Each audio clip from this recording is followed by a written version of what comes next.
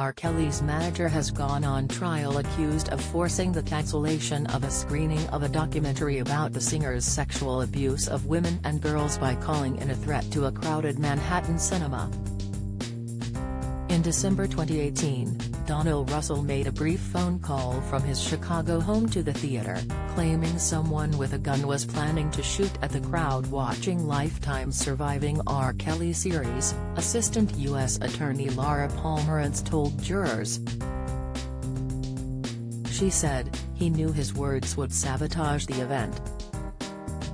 The call prompted an emergency call to police, who ordered an evacuation that forced the cancellation of the premiere, including a live panel discussion that was to include several women featured in the documentary.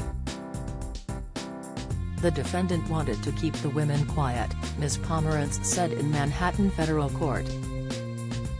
She said Russell was motivated by a desire to protect the lucrative career of the Grammy-winning, multi-platinum selling songwriter. Kelly, who was sentenced to 30 years in prison last month, was convicted last year of racketeering and sex trafficking. Defending the singer, lawyer Michael Friedman told jurors they would exonerate Russell if they studied the evidence. Mr. Friedman said there were a lot of phone calls to the theater on the day of the screening and jurors will have to decide what it all means and what, if anything, it proves about my client. He said there was no recording of the phone threat so jurors cannot hear the voice that made it. But he said there was not enough evidence to prove Russell committed a crime. Adrian Krasniqi, who worked at the 25th Street venue, told the court he received the threatening call less than an hour after a man claiming to be part of Kelly's legal team called and said the documentary was violating Kelly's copyright to his name and should not be shown. He said the caller had a low, professional-sounding voice.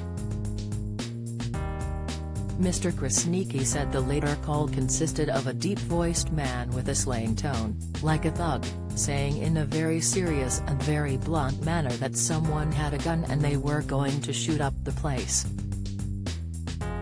Under cross-examination, Mr. Krasniqi said he believed the caller had a Brooklyn accent, which he was familiar with because he lived in Brooklyn. He said he also thought the caller was outdoors when he made the threat.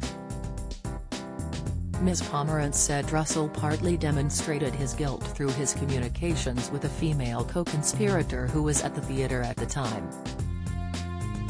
She said Russell sent the woman a text message to say the police may be coming to the theater shortly before they did. He later asked her to delete the message, although she never did, the prosecutor said.